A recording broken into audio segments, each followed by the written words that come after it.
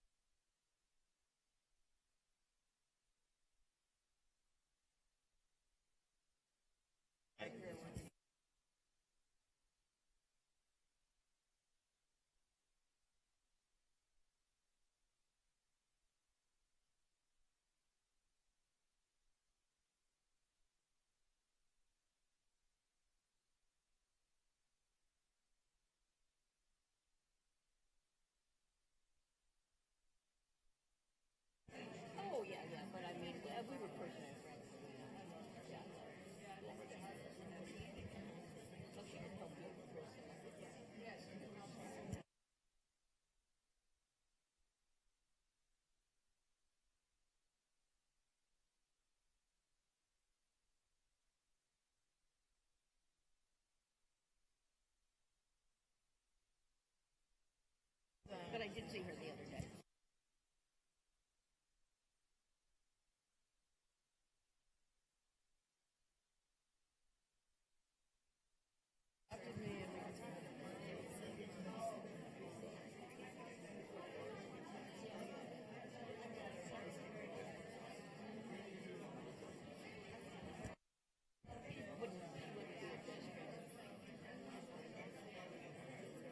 Oh, I'm sorry. Go ahead. Yeah, right here. Okay, guys, we're going to get started here. If everyone could take a seat and wind down your conversations.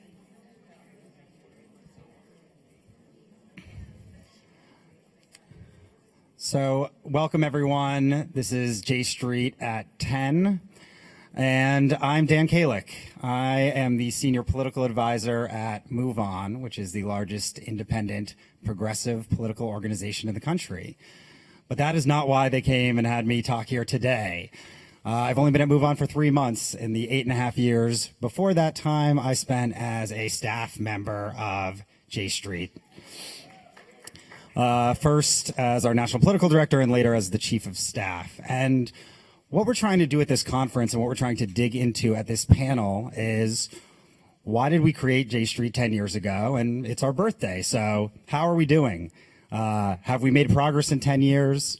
Where do we need to go from here over the next 10 years? And where are things going? And so what this panel in particular is going to explore is two of the main areas that J Street has focused on: the Hill and the campaign trail. And luckily we have someone who's involved in both of that here today. But, you know, we really, when we came together a little over 10 years ago and started talking about the concept of J Street, what we thought what was missing from those advocating for a more diplomatic approach to the Middle East was that there was a broken politics in this country, here in the United States, about how people running for office and how people sitting in Congress talked and thought about issues related to Israel and the Middle East and issues related to the American Jewish community. And there was this simplification sold to a lot of people who are my good friends, because campaign consultants can be a little bit lazy when it comes to dealing with small groups and populations around this country. And they said, if you want support from the American Jewish community, here's what your position needs to be on these key issues. And there wasn't a lot of room for people to really look at not supporting Israel, meaning whatever the current coalition government puts forward is what my position is on what it means to be pro-Israel, but what is actually in Israel's long-term interest to be the Jewish and democratic home that so many of us spend time in, have cousins there, and believe in, and believe is essential for its survival over its next 70 years. And so we built an organization that tried to demonstrate to members of Congress and to people running that there was a deep and meaningful support from the thousands of people that are here in DC and hundreds of thousands around the country that would vote for you, that would volunteer for your campaign, and that would donate money to you specifically to bring forward that nuanced pro-Israel, pro-peace message that we now see is the mainstream, in my view, positioning and posture of the Democratic Party as it approaches issues of war and peace, issues of a two-state solution, and of course, as we saw, the historic signing of a diplomatic deal with Iran that was able to prevent a nuclear proliferation deal that was able to prevent Iran from going nuclear without firing a single shot. And I think for those of us who got involved in politics, specifically around the Iraq War and probably the worst foreign policy mistake we've seen in 50 years, to see the absolute opposite move forward and for Democrats to stand strong and understand that the politics was with them to do that was a seminal moment for this organization. So, you definitely did not come here to just listen to me babble. You all probably know my email and my cell phone, so call me later. But we're here with two esteemed panelists. Starting all the way over the left, we have Congressman Jamie Raskin from Maryland's 8th Congressional District, right up here in Maryland. He's very popular, one, because many of his constituents can get here very easily, and two, because he is one of the most important rising voices for the progressives on a whole host of issues in Congress, and in his short time there has made a huge impact, and a lot of us see him as our future hope to really drive the party to a place that we can believe in. He spent 10 years prior to this in the state Senate in Maryland as the voice in Maryland, pushing forward a whole host of great progressive issues, and he's also a constitutional law scholar, not just a non-practicing lawyer like myself. Next to Jamie is Nancy Soderberg, who will be joining him very shortly because she's running for Congress in Florida's 6th Congressional District. This is a seat left vacant by a much smaller and lesser person who will not be in Congress next time, which is great. And this is one of those seats, people always say we need 23 to win. We need 23 to win back the House.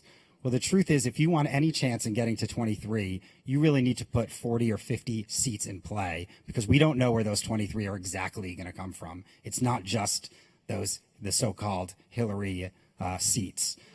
And this is that exact type of seat in Florida that is going to be extremely competitive. And if we win seats like that, we are going to be able to pull the emergency brake on some of Donald Trump's worst policies. And I'm very excited to work with Nancy Soderberg when she is a congresswoman next time.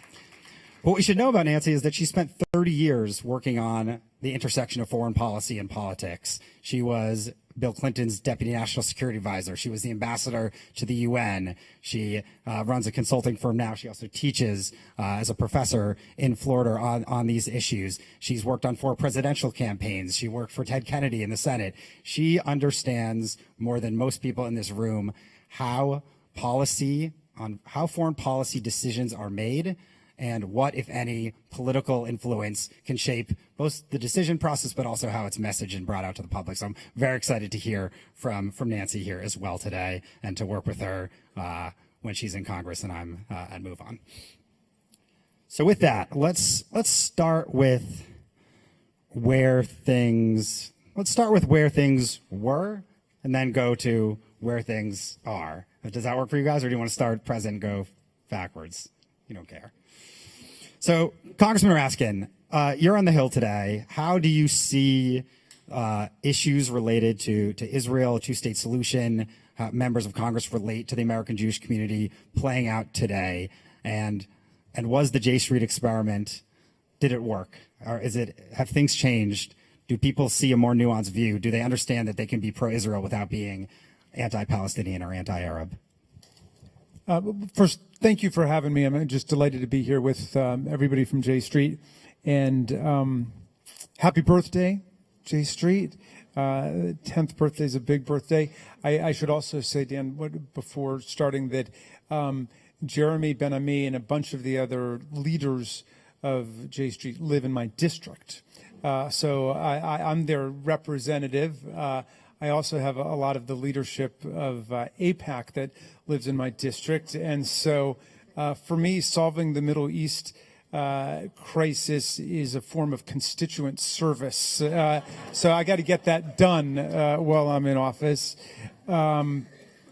So the answer to your question is yes. I think that these are tough times. These are dark times.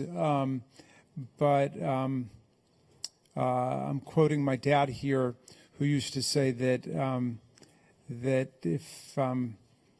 if you think you're in a situation that's hopeless, you're the hope. And so the people in this room are the hope. At a dark time, you're the light. You are the light. And so I'm thrilled to be here with you. I would say that J Street's first 10 years has been a very successful experiment for American politics, for Middle East policy, and for the state of Israel. I think for all of it, J Street has opened up conceptual space, it's opened up political space, and it's opened up ethical space.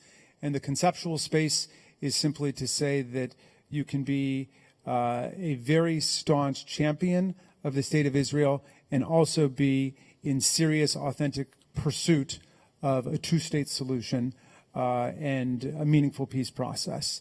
And politically, it has created the space for people to say that and to fight for that, and to make that safe both within the halls of government and also within people's congressional districts and when they're out arguing. And ethically, I think it has made it a lot easier for people to bring their politics and their conscience together in the field. You know, I grew up with Rabbi Hillel's dictum, if I am not for myself, who will be for me? But if I am for myself only, then who am I? And if not now, when? And the last line underscoring the urgency of thinking about ourselves, our own security, our own peace, and also the security and the peace of others, which go together. So I would say that the stage is set for some big breakthroughs. I want to believe that with respect not just to the Mideast, but all over the world. You guys know that democracy is under attack. Liberal principles are under attack. Human rights are under attack, from Putin's Russia to Duterte's Philippines to Erdogan's Turkey to the Saudi kingdom. You name it. Everywhere, liberal democracy is under attack. So the movement for democracy and human rights and peace in the Middle East is a movement for democracy and human rights and peace everywhere. And we know that the dictators, the autocrats, the kleptocrats, the bullies have found each other. And that means that the movements for peace and social justice and human rights all over the world, we've got to find each other too. Thank you, Congressman. When my first couple months at J Street, and they said, Dan, just go do politics. There was like 8 of us, and we were sitting around a small office that we sublet. And so I started cold calling first-time congressional candidates. And I said, we are J Street. We're interested in talking to you about your campaign and our views on Israel and diplomacy in the Middle East. And then most people said, who? Then they Googled us, and then they hung up the phone. When I left J Street 4 months ago, every single Democrat, and some Republicans, but every single Democrat who is running for the House, and there are more candidates running this cycle than ever before, every single sitting member of the Democratic caucus, every single sitting senator running in places like North Dakota and Indiana and Missouri, were knocking down J Street's door to try and meet with me. I don't think I'm that interesting a person to meet with. But something clearly had changed in the last 10 years about how Democrats thought about an organization that said, we're very much pro-Israel, but we're also pro-peace. We want to support your campaign, from who are you, why should I talk to you, I'm told that this is some sort of toxic new organization, to how can I get a meeting, how can I get your support? So I guess you're running for Congress right now, and you're endorsed by J Street PAC. Why did you call and sit with Ilya and Aaron, and why did you want the J Street endorsement, and what do you think that means for candidates running in today's environment? Well, first of all, thank you for having me, and thank you very much for the support, the endorsement, and this extraordinary crowd there. It's always fun to see to Jamie. I remember very well when Jeremy Ben-Ami called me 10 years ago, probably 11 now, saying, I think we're going to do this. And I think he tapped into a need to open up a space to kind of have a different point of view, but also to try and create a movement that is no longer an experiment. This is a 10-year decades of building support for goals and shared values that represent, as Jamie was saying, a core fundamental American value. As a candidate for Congress, I have a lot of Jewish constituents. I went to the Jewish Heritage Festival for the upcoming 70th anniversary in Florida yesterday, and I think people are nervous about what's happening in the Middle East. They're nervous about what's happening with Iran in particular. We've just handed Syria over to the Iranians on a silver platter. And I think the more you can have experts who can say, here's how to look at it. Here's the facts that can be there. So I called on J Street because I believe in the mission and I believe in the support. I've followed you for 10 years, and running for Congress, you need all the help you can get. This is a difficult seat for myself, running in a Republican-leaning district, and so I'm doing absolutely everything I can. But I also want to take my hat off for the 10 years of record of success. Having worked on 4 presidential campaigns, the Senate, the White House, politics never drive a real decision. I've never seen all the folks that I've worked for. Honestly, we're trying to do what was best for America. And groups like J Street can help put those in context, but in my view, most importantly, raise the red flag when you need to know about something coming up, because it's like a fire hose when you're running for office and when you're in office. And so the more you can have relationships and people come in and say, this is really important, and here's the 3 talking points so you don't have to spend all night writing them yourself, can just be crucial. And I think you've developed a real role in American politics and foreign policy that will continue not just the next 10 years, but well past our time in politics. Thank you. Congressman, I'd like you to talk about the political side as well. I mean, you ran in what I believe at the time was the most expensive congressional primary in history. You had about 37 opponents, if I remember correctly, and you emerged victorious, and it was a really interesting race. As we're seeing these candidates running across the country, really trying to find some daylight between them and their candidates, how can we use foreign policy as one tool to really show and demonstrate that you're the real progressive champion fighter that's going to get you through a Democratic primary in today's environment? So, yes, for those 8th District Marylanders who are out there, you will recall we had the most, go CD8. Thank you all for being here. I've got the greatest constituents in the world, and it was the most expensive primary in U.S. history. I think it was $21 million spent in the primary. Not by me, I hasten to add. We were outspent 9-1. We were outspent 50-1 on TV. We only had one TV ad the last week of the campaign, just so we could say we had a TV ad, but nobody saw it. But we had a very strong, progressive, grassroots organizing campaign, and we went door to door. We had 169 events in people's living rooms and their backyards, where we would have real conversations about complicated things like climate change and gun violence in the Middle East, the things that you can't do in a 30-second attack ad against somebody. But we have a very politically engaged and educated constituency, and so people were paying attention and got the point about it.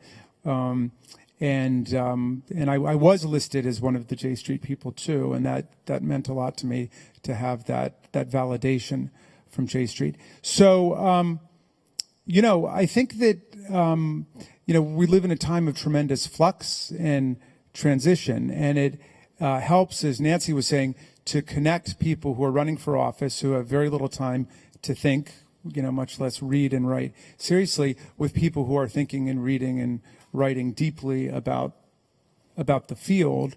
I think that's going to make an important difference. For me, going back to kind of what I started by saying in terms of political and ethical space, my grandfather, who some people here know, is Ambassador Sam Kaplan, still in the room. Yes, you guys know the great Sam Kaplan from Minnesota, who was ambassador to Morocco. But he's a big-time force in Minnesota politics. My grandfather was the first Jewish person ever elected to the Minnesota State Legislature back in the 1930s. And he was a DFLer, Democrat Farm Labor Party. He was a progressive New Dealer. He was friends with, Mondale and Humphrey and the Minnesota progressive tradition. He was a strong labor person, and he was a strong progressive Zionist. And for me, meeting the people from J Street allowed me to reconnect with the roots of my grandfather, who was somebody who was deeply involved in progressive politics throughout the 20th century, and felt that his passion and his commitment for Israel were very much connected to the kind of world that he was fighting to build in America and everywhere else. Can I follow up a little bit? Last night you said something that really struck me, which is no one in this room questions that you can be pro-American and at the same time, in your pro-Americanness, attack Donald Trump and his policies. Why can't we be pro-Israel and attack the certain policies of the current Netanyahu coalition government and what it decides to do? Can you speak to that? I couldn't have said it better myself. I agree with it even more hearing you say it. Your patriotism in America is not determined by how much you support Donald Trump or the incumbent regime. On the contrary, the first imperative of patriots is to support their country against their government when their government's wrong. That's what it means to be a patriot. And so if we don't have to support our own president when our president is wrong, why do we have to support anybody else's president or prime minister when they're wrong? That can't be the test of anybody's loyalty to human rights or democracy or justice on earth. And if I wouldn't want to support Trump or Netanyahu policies in America, why do I have to support Trump or Netanyahu policies in Israel? I think it's my obligation as a progressive person to stand up for progressive movements and forces and human rights and peace all over the world. Thank you. Getting a little more policy heavy, the Iran nuclear deal, it was very hard to negotiate that. It involved many countries. It took a very long time. I don't think anyone views the deal as perfect, but most people that you talk to in the proliferation space say this is the gold standard of what you have ever seen someone agree to in terms of the types of verification and the types of real accountability to prevent Iran from going nuclear, and the entire world has put its stamp of approval. So I guess my question to you is, what can we do, supporters of the deal, knowing that the only thing that stands from us and a removal from it is Donald Trump? I mean, what messages should we be sending? What should we be saying on the trail? What should we be saying in Congress? And what should we be saying as activists? Well, to me, the biggest threat we face right now is the fact an Iranian nuclear state. And the nuclear deal, I think, stopped it dead in its track, deferred it, at least a decade. I'd like to see it a permanent. I'd like to see it negotiated so that it includes the ballistic missile program, its support for Hamas and Hezbollah, its human rights record. But every single one of those problems will be worse if Iran has a nuclear weapon. If we pull out of that deal unilaterally, the target's going to be on our back, and Iran will be free to get a nuclear weapon, and I think that's just wrong. So I would encourage everyone in J Street to mobilize to make sure that we pressure us to not pull out of that deal. It's not a perfect deal. No deal is perfect. But the United States is more secure with us in that deal than without. Now, the president put 120-day time clock ticking that's going to happen in May. I honestly have given up predicting what this president's going to do, but I think there's a really good chance that he could pull out of it. And I think it's going to be dependent on our allies in the Middle East, everyone in the region to say don't. And I would urge you to, right now is the time to do it, get out and talk to the administration, talk to the members of Congress, talk to the Europeans, the Israelis. We do not want to, we have to find a way to get off that cliff. And to me, that's something that I think J Street has already played an important role in supporting the Iran nuclear deal. And I think now's the time to do that in spades.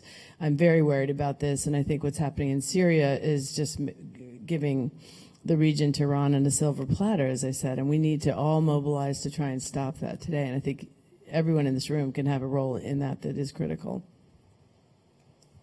Thank you. When Donald Trump ran for president, he went around the country and he said, I'm going to get us out of all these dumb wars. We should be putting money to building bridges here and not wasting trillions of dollars abroad. He just made John Bolton his national security advisor. Mike Pompeo is about to go to the Senate for confirmation as Secretary of State. Gina Haspel is going to be, at least likely, replacing him at the CIA. Congressman, where do we see Trump going with his foreign policy, and how can we make an issue of should we make a complete issue of the hypocrisy of what he ran on, what he's doing now, or are there better messages to call him out for unpopular positions and to really take back the mantle of what a reasonable foreign policy looks like in the world? How would you advise Democrats on that? Yeah, I don't know how much mileage there really is in the hypocrisy point. I mean, I think people who are looking for consistency in foreign policy or domestic policy, or even in just statements from minute to minute long ago, abandoned Donald Trump. The most ferocious, militaristic, hawkish wing of the Republican Party now seems to have ensconced itself in the administration they're taking over. So I think that we have to make, on our side of the aisle, we have to make as much common cause as we can with the Republicans who are interested in maintaining peace and preventing the outbreak of world war. I mean, look at what's going on in Syria today. I mean, how many nuclear powers are involved in that? There's Russia, there's the U.S., there's France, there's the U.K. It could have been Iran. I mean, had we not had the Iran nuclear agreement. But, I mean, things are a tinderbox all over the world. So I think that we have to blow the whistle on militarism, explain that, this is an administration that lost the popular vote by 3 million votes, probably the peak of its popularity.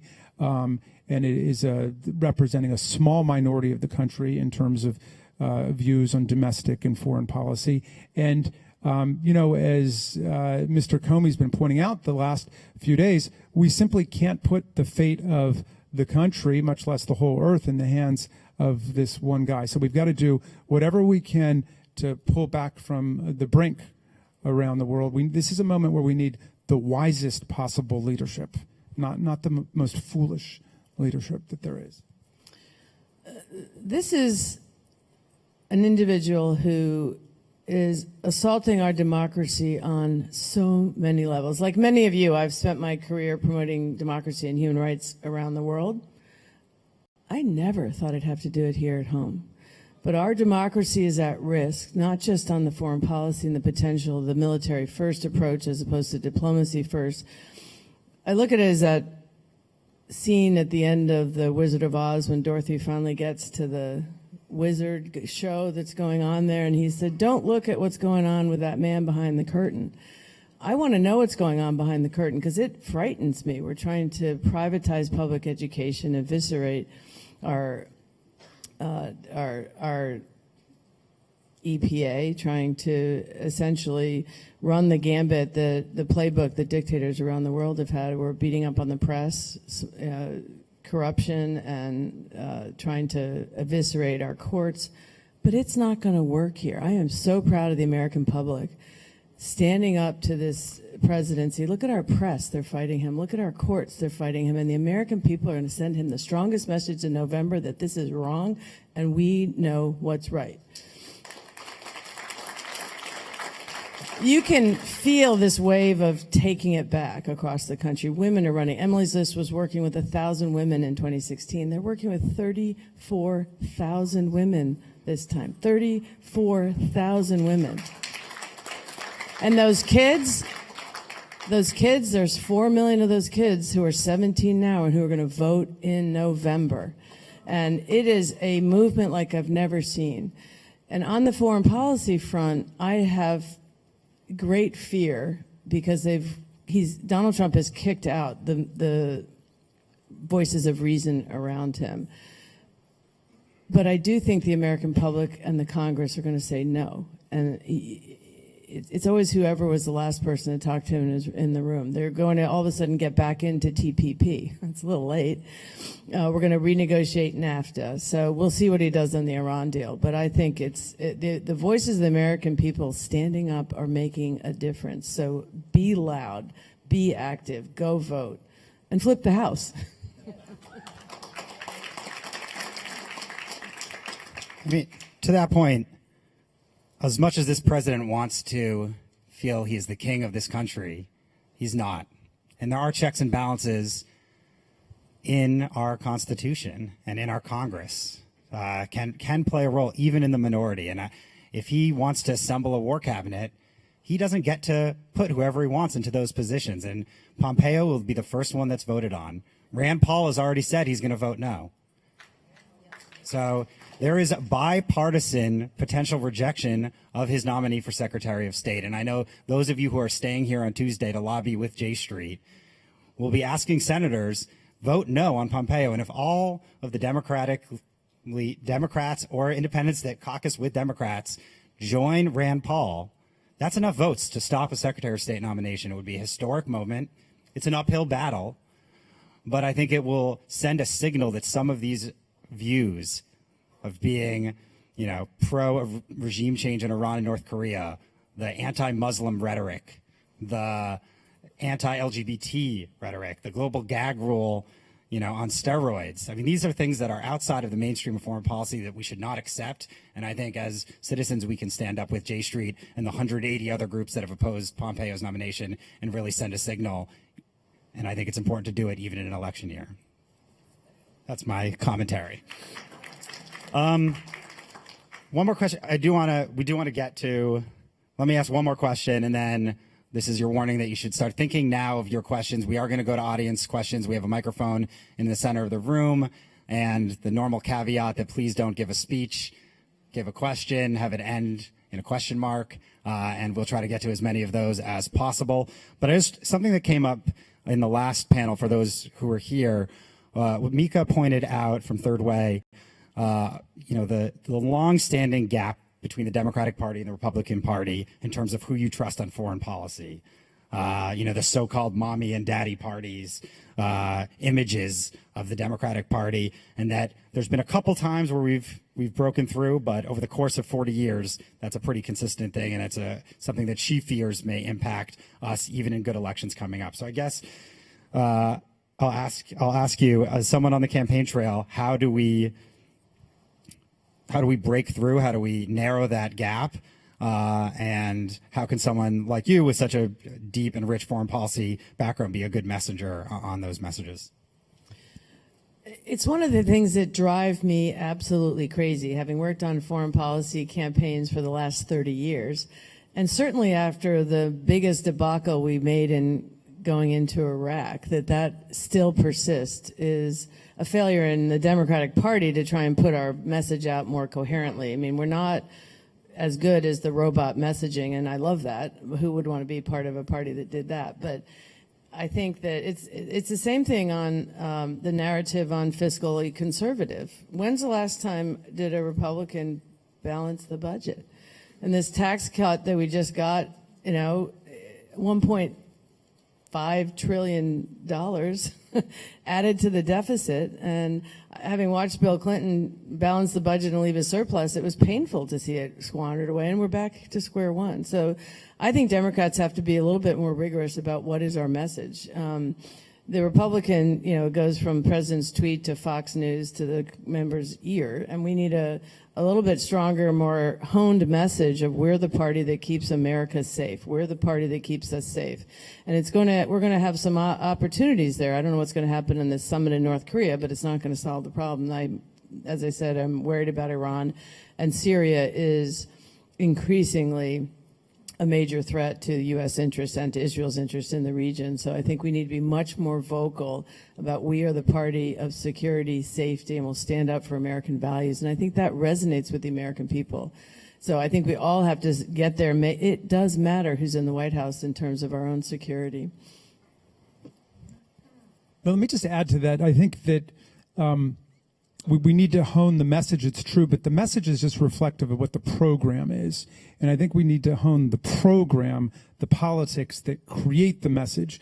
In 2016, Donald Trump ran to Hillary Clinton's left on a whole bunch of issues. When he went to Pennsylvania and Ohio and Indiana and Wisconsin, he was attacking the free trade agreement, saying that the Democrats have sold you out with NAFTA and GATT and TPP. He was attacking the Iraq War and Hillary Clinton's vote for the Iraq War. He was attacking her on Wall Street.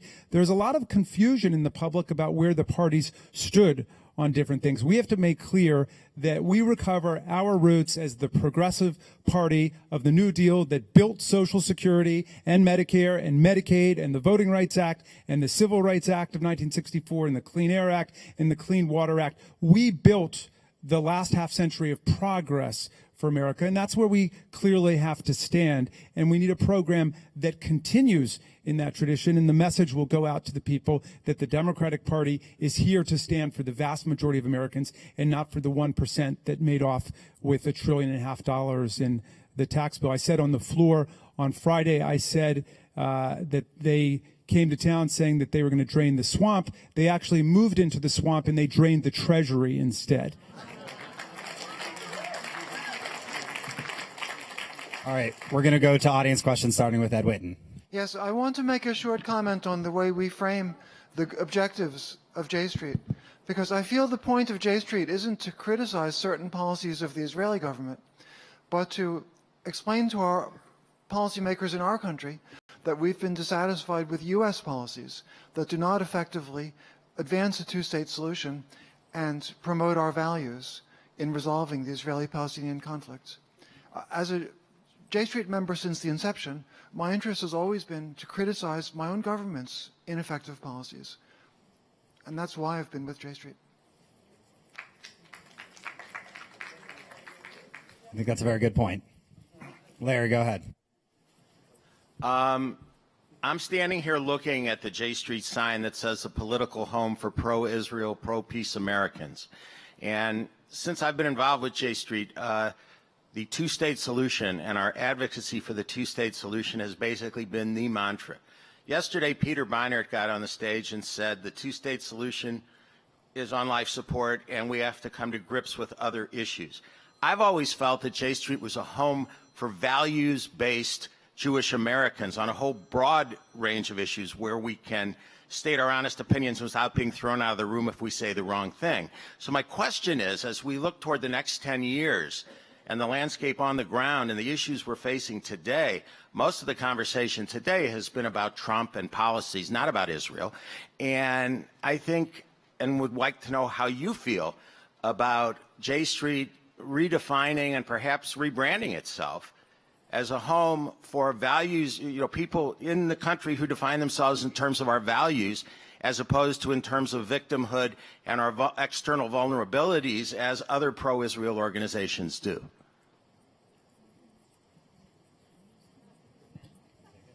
I'll answer. Why not?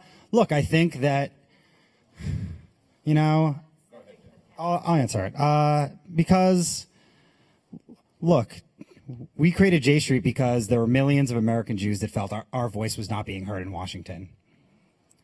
And one of the reasons was because of the distortion created by groups on the right around the Israel issue. And most of us come here and drive and care deeply about Israel, its future, and a two-state solution, and that's never going to not be a part of what J Street does.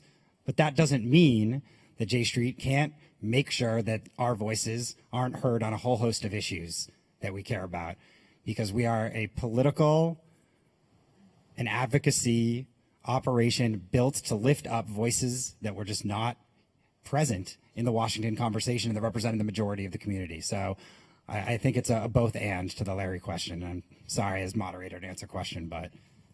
I'll jump in so you don't have only one answer on that. But I think that I was involved in discussions when J Street started as well, and it was very much on the Israeli issue, but it was also a broad values issue. And look at your mantra right now is voice for today, vision for tomorrow. So I would absolutely encourage J Street to be a voice for democracy and human rights throughout the United States and the world. It is important. And all of our interests in Israel are threatened if all those other things are going in the wrong direction. And I'm deeply concerned about the direction that this country is taking right now and across the world, the xenophobism, the anti-Semitism. When you have this wave of Nazism and fascism, I've got people dropping Ku Klux Klan leaflets in Daytona Beach in 2018. That's just wrong. So I can't encourage you enough to take on the broader issues because they're all come back to who we are as a people, and it does also relate to Israel, as your initial Heller quote in kind. So I would welcome that suggestion. I'm not on the board or part of the those who decide it, but I think absolutely that should be part of the next 10 years. Hello, hi, I'm Terry Alter. I'm a senior at American University. I just wanted to ask quickly, maybe not quickly, but I just wanted to ask,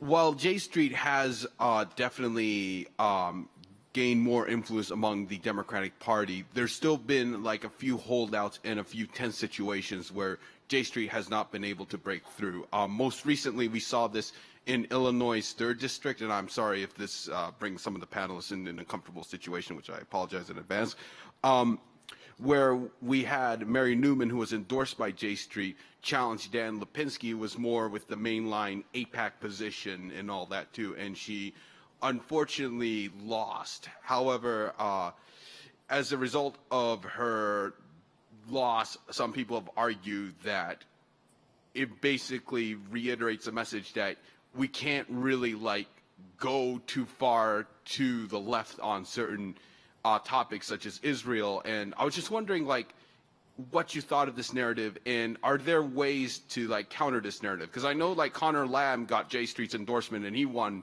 his district. So yeah. Thanks for the question. I want to tell you a story about the center in politics, because I know this is sort of the lingua franca of politics. Are you too far to the right, too far to the left, who's in the center, and so on. And so the very first time I ran for office was in 2006. And I've been a law professor for my whole career. I've done it now for more than a quarter century. And and I've written, dozens of law review articles and books and stuff like that. So my positions were pretty well known. And so when I made my announcement that I was going to run, I laid out everything that I wanted to do. I wanted in Maryland, and I was running against a rather conservative Democrat who had introduced a pro-Iraq war resolution, had been introduced electricity deregulation that made everybody's bills go up, had been blockading marriage equality and so on. So I laid out everything I wanted to do. I said I wanted to pass marriage equality. I wanted to abolish the death penalty in our state. I wanted to restore voting rights for the former felons. I wanted to pass the toughest gun safety law in America. I wanted to dramatically reduce greenhouse gas emissions, and I went through the whole thing. And a woman came up to me afterwards. She said, "Jamie, great speech. I loved your speech. But one thing, take out all that stuff you've got in there about gay marriage." This is in 2006. She said, because it's not going to happen. It's not going to happen. Everybody's opposed to it. Even the gay candidates won't talk about it. And it makes you sound like you're really extreme and like you're not in the political center. And so I had to kind of swallow hard, because I was running against a 32-year incumbent who was president pro tem in the Maryland Senate, and I didn't have that many supporters with me that day, and I didn't want to offend her. But I said, thank you for telling me that, because it makes me realize that it's not my ambition to be in the political center. It's my ambition to be in the moral center. And that's why I'm a progressive, and that's why I'm a Democrat. Our job is to try to find what's right the best we can and bring the political center to us, even if it's not there yet.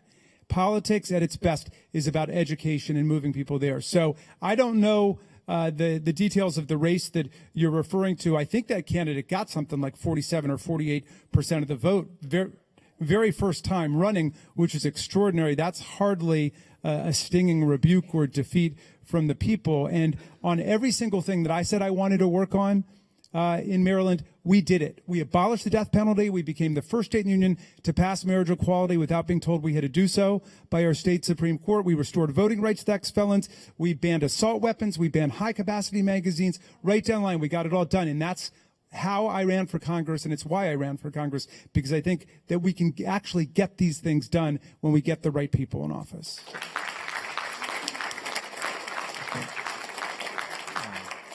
Jason Berkovich from San Diego. I wanted to piggyback off of that a little bit. Haaretz had a good write-up about this morning when they were comparing what C.V. Leafney said yesterday versus what the president of J Street U said. I know Israel Policy Forum has kind of had a good write-up about this as well. It seems like in many cases we look at Gaza and the Israelis are saying we're defending ourselves, and you have a lot of people here in the States that are saying you guys are killing too many Gazans. As an elected official who's voting on legislation or as a candidate, how can we potentially bridge that gap using legislation and using messaging where maybe this isn't all Israel doing everything wrong, this isn't the Gazans doing everything wrong, but there's multiple elements that are doing things wrong, and we have to find a way to bridge that. So love to hear legislatively as also as a candidate. Well, thank you for the question. You know, the purpose of politics, of course, is not to cast blame and point fingers and talk about how bad everything is and all the dangers and perils that exist, but to try to find a pathway forward, to try to find the light that's in the darkness. And obviously, if the peace process is completely frozen and at a standstill and there's no forward motion, that's a recipe for disaster. I was in Israel, and we were in Israel, in Jordan, and Afghanistan the week before the marches began at Gaza, and people were telling us that Gaza was a tinderbox and that there was going to be a terrible conflagration there based on 50% youth unemployment or higher and the terrible situation that existed. Obviously, Israel has a right and a duty to defend itself, but it also has the duty to use proportionate force in dealing with any kind of threat to the country, like every other country on earth. So the real issue is what we can do to get out of a situation of complete deadlock, to move the peace process forward and to move the dynamics towards a real two-state solution while we're trying to respect everybody's right to peace and security and civil rights as we get there. I would just add that these things are virtually, well, nothing's ever impossible, but it's very hard to address those issues through legislation. And in my experience in the Senate and the White House and the UN, it really is incumbent on the U.S. to lead on these issues. And I think we've got a void right now. Maybe the president's coming up with a plan that will actually move things forward. I actually hope they do. I think Jared Kushner is probably a little distracted right now. But it's important, and I think it's incumbent on everyone in this room to try and keep the pressure for where is the plan, what is the plan, where is the president's leadership on this, because we need it. Voids don't help in these kinds of situations, and I think we need to get back to trying to have a peace plan that actually has a hope of going somewhere, and I'm afraid it's going in the wrong direction right now. Hi, I'm Deborah Fogel from the Boston area. I heard yesterday for the first time a rather horrifying acronym, PEP, Progressive Except for Palestine. And I'm wondering if the candidate and member of Congress could comment on how much of a force you find that among the voters that you meet and what you think the best way of dealing with it is. And I also have a question for Dan. You mentioned that there are some Republicans who are looking for J Street endorsements. I just wondered if you could talk about that a little bit more, if you have an opportunity. Thank you.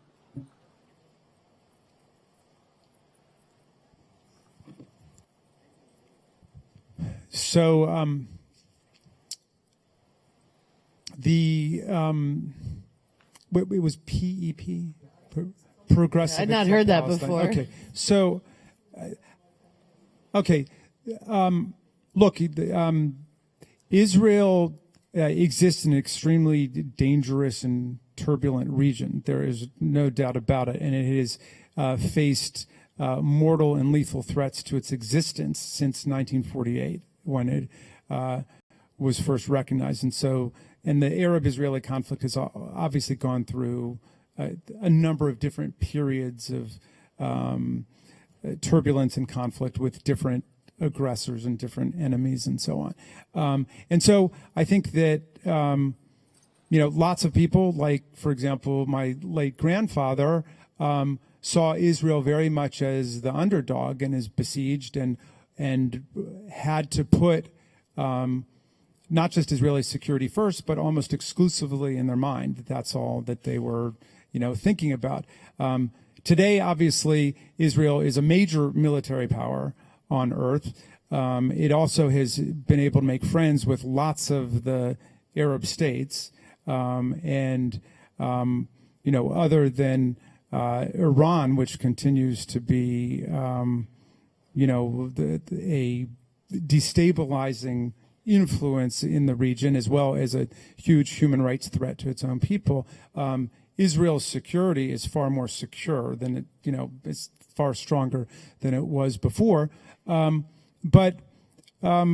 Look, I think that the public and especially the national Jewish community can handle both thoughts, that Israel's security has got to be made effective and paramount so that it is safe as a state, at the same time that the situation of the Palestinians is seriously and meaningfully addressed, and that there's peace movement forward towards a two-state solution. And that movement towards a two-state solution is one that solidifies Israeli security rather than undermines it.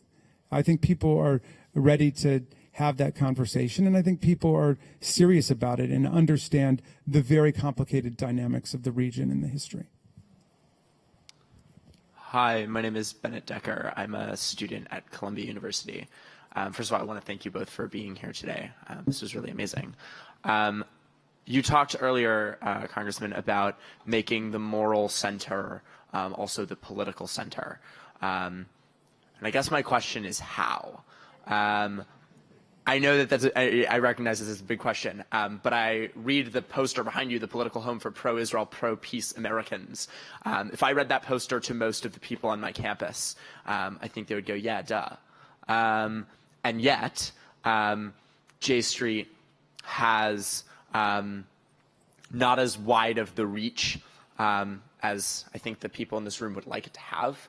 And beyond that, I'm coming from a more right-wing Israel background up until this point that I'm in the process of recovering from.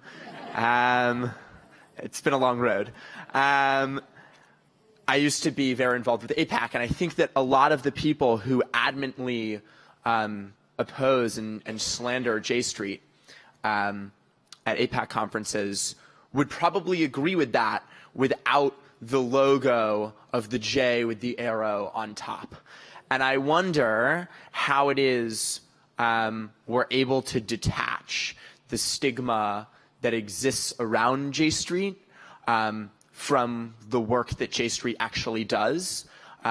Because I'll be honest and I'll be blunt, I think that it's lunacy to propose that the center is anywhere other than a two-state solution. And I think that allowing room for people who don't support the two-state solution to call themselves centrists is fundamentally detrimental to the entire project at work here. And so I want to know your thoughts on how we make that happen. I know that's a big question. Well, do you want to go first, Nancy? I would just say get more youth like you involved. I'm a professor, and I feel that, we're not going to fundamentally change the nature of this globe anymore, but your generation is. And I am so proud of this generation. They don't question climate change. They don't question what your sexual preference is. They don't question anything but getting out there and doing it. And they're going to be voting in November. So talk to your friends, talk to your colleagues, start building that movement, because you can do it. J Street's already built itself up 10 years where it's made a huge impact. But get involved and, get some of it. It's up to the youth of this country to change it, honestly. So thank you for being here. That's my answer, too. And I just want to add a specific recommendation, because my campaigns have always been built around high school and college age students. We're taking, I don't have vigorous opposition in my first re-election run here. although the Washington Post called me and said, what do you think about your opponent? I wasn't aware I had an opponent at that point. I said, who's my opponent? They said, it's somebody named Spring Summer. And I said, well, I'm a candidate for all seasons. So that's it. But what I'm doing, because our situation is so serious here, is I'm taking the project that I've always had as part of my campaign, which is called Democracy Summer, where we educate young people about the history of social change and the role young people have played in it. And we educate them about climate change and about income inequality and gun violence and so on. And then we teach them how to organize, to do online organizing, do phone banking, door knocking, voter registration. And we're taking that from Maryland, and we're going to be in Virginia, where we helped in 2017 with that spectacular victory for the Democrats there. We're going to New Jersey. We're going to Pennsylvania, which is ground zero because of the Pennsylvania Supreme Court's great decision on redistricting. And we're going to Iowa. So if you Come to Florida. Well, actually, that's our next stop. We got to raise the money for Florida, but I've talked to Ted Deutsch and the Parkland students, and they're definitely very interested in our coming to Florida too. And we know Nancy's race, a number of races there are really winnable races. So this is the opportunity to do it. You know, we can. Somebody showed me a picture of some graffiti which said, "If you don't like the news, go out and make some of your own." And that's up to your generation. And working together, we can do it. Because Nancy's right. You've gotten beyond racism and anti-Semitism and homophobia. You guys don't read a lot of books. You read a lot of tweets. But if we can get you guys reading some more books, you guys are going to be the model generation for all time. My niece said to me the other day, she said, Aunt Nancy, I really admire your generation. I said, well, thank you, Fraser. Why? She goes, because you know all that stuff and you don't have Siri.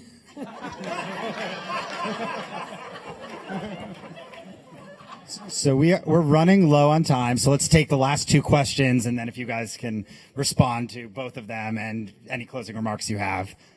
Okay. I'm Bruce Kutnick, a proud constituent of Jamie Raskin. Okay. My question is, have you or will you sponsor legislation to set aside from the U.S. assistance to Israel an amount of money into an escrow account that equaling the amount of money that the Israeli government spends on settlements, roads, and infrastructure in the West Bank?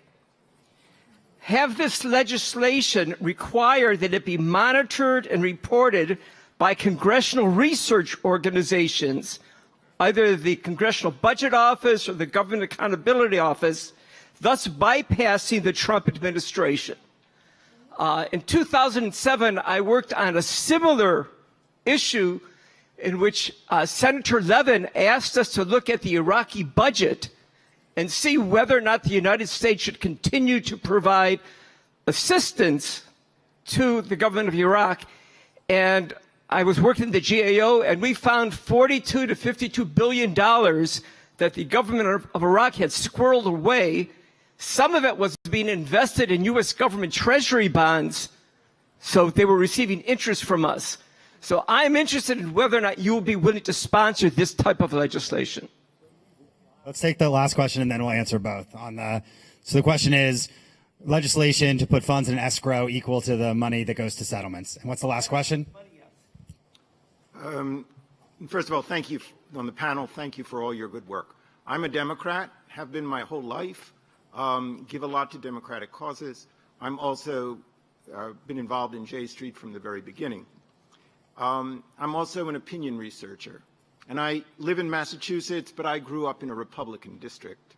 So I understood before the election that there was a lot going on that wasn't being understood by the Democratic Party. I also watched in horror as the Democratic Party shot itself regularly in the foot. Despite all the horrible things that, you know, this ignorant sociopath we have as a president now did, there was lots of stuff that went on. Yesterday, Peter Beinart said in a moment of anger, if Chuck Schumer doesn't respond to what we feel, we have to get rid of Chuck Schumer. And there was a lot of clap for that. That, to me, signals again what I fear, which is what you sort of talked about, that somehow the Democratic Party doesn't get across its message, that somehow the Democratic Party involves itself in internecine kind of conflict. How do we prevent that? How do we focus on what's important? To be quite frank about issues of Israel right now in this upcoming election, I'm desperately more concerned about Neil Gorsuch, about health care, about the environment of my country, than right now I am concerned about J Street issues.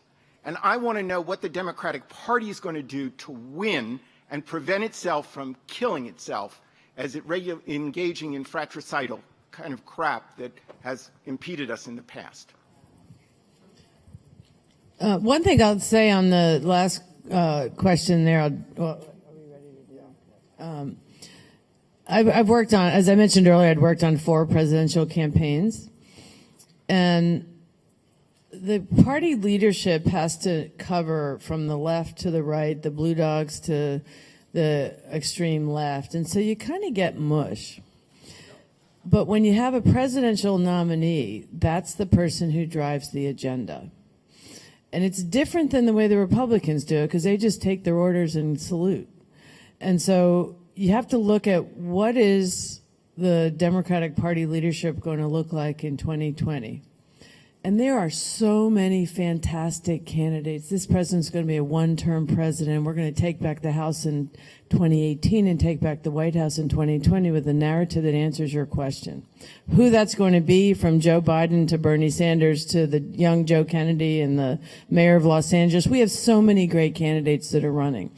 But until you have somebody who can grasp that narrative, it's Bill Clinton did it in 92. Barack Obama did it in 2008. It's really frustrating in the meantime.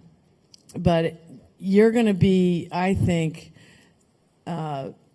ecstatic about who the nominee is in 2020, and they're going to drive a message that is clear and value-based and putting us back on the right side of history again, having veered so far off to the wrong side. I'm very bullish about where we're headed in this country.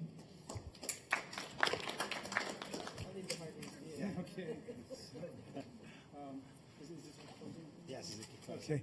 So, well, let's see. First, about the escrow fund thing. By all means, bring me, your bill, your legislation. I don't know if anybody's working on that. I would love to take a look at it. I should tell you, and something Nancy will discover when she comes to Congress, we're very committee focused. So I am not on the Foreign Relations Committee. I'm not on the Armed Services Committee. I'm on the House Judiciary Committee. I'm on the Committee on Government Oversight and Reform. And so, any proposal relating to the Mideast is going to have the most success coming out of the committees of jurisdiction. Also, my only other political caveat for you to think about there is that I have seen so many proposals as I've gotten into Congress come in that immediately become polarized and divisive, that are on particular components of what's going on in the region. I would love to see something that can bring everybody together to get us back on track towards the peace process and the two-state solution. And maybe that's it. I don't know whether it's it or not. So on the political question, I don't know where my friend is who was asking that question, but there, yeah. Thank you for that question. I think it's the essential one that we have to answer over the next seven or 8 months. But let me tell you, the signs are great, and I'll tell you why. Because I know how Republicans win. Republicans, they don't have voter registration drives at country clubs, okay? They just go register, okay? They raise as much money as they can from Koch brothers and all of the different sources, and then they spend it on propaganda to drive fear and anxiety in the public, okay? We can't be the mirror image of that. We cannot and should not be able to win by raising as much money as possible and going and spending it on TV. Democrats win when Democrats organize and go door to door, and we did it in Virginia, and we have a Democratic governor and lieutenant governor and attorney general in Virginia now. We did it in New Jersey. We did it in Alabama, where we beat Roy Moore, and we have a U.S. senator from Alabama. We did it in Minnesota. We did it in Western Pennsylvania with Connor Lamb, people running and working locally, coming together the way that people did in Connor Lamb's district. He was sworn in this last week and talked about how all these labor unions that had always been fighting and divided came together for him to say, we are going to get behind a candidate who stands up for America's middle class, for Social Security, for Medicare, for Medicaid, for the things that America's built. So I think that we're in the process of doing that. And I think that the indivisible groups, the Do the Most Good, all of these pop-up Tocquevillian civil society groups that have formed since Trump was elected have shown us the way. Organize. Show us that you're serious, okay? And it's not just a question of giving money to consultants and pollsters and coming back with a few magic words. That's not the kind of politics we're fighting for. We're fighting for a progressive politics where people are in motion all over the country, where people get into office, are accountable to the people who voted for them, and we're making progress together. So I think that we're in the middle of it. It's happening. I'll put in one final plug for Democracy Summer, because I think that we've got to invest in the energy and the idealism of the young people, connect them to prior generations who have made so much good stuff happen. And I will close by quoting my favorite, Tom Paine, who said, and I'm going to just update the language a little bit for modern sensibilities, but he said, "These are the times that try men and women's souls. These are the times that try our souls. The summer soldier and the sunshine patriot will shrink at this moment from the service of their cause and their country, but everyone who stands with us now will win the love and the favor and the affection of every man and every woman for all time. Tyranny, like hell, is not easily conquered, but we have this saving consolation. The more difficult the struggle, the more glorious in the end is our victory." That victory will be ours in November. That seems like a good note to close on. Thank you again to our panelists. Susan Rice, our former national security advisor, will be speaking in the main ballroom in about 7 or 9 minutes. So make your way over there, and thank you all.